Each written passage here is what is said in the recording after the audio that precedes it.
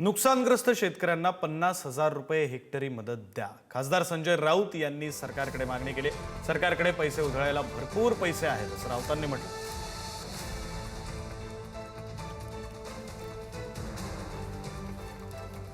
50,000 हेक्टरी ही नुकसान भरपाई मिळणं गरजेचं आहे। कर्ज वसुली आहे ती थांबवावी।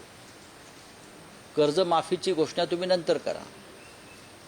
सरकारकडे भरपूर पैसे आहेत उधळायला, आमदार खासदार विकत घ्यायला, निवडणुका लढवायला प्रचंड पैसे आहेत त्यांच्याकडे। कंटेनरच्या कंटेनर भरलेले आहेत।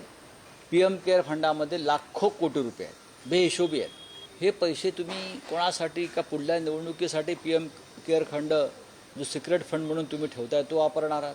हे तुम्ही आमच्या आत्ता सध्या मरणाऱ्या शेतकऱ्यांना द्यायला हवे। महाराष्ट्रातील 6 जिल्ह्यांमध्ये मोठ्या प्रमाणामध्ये पाऊस आणि पावसाचा जो कहर मोठ्या प्रमाणामध्ये झाला आणि त्यामुळे बऱ्याच जिल्ह्यांमधील असणाऱ्या काही गावांना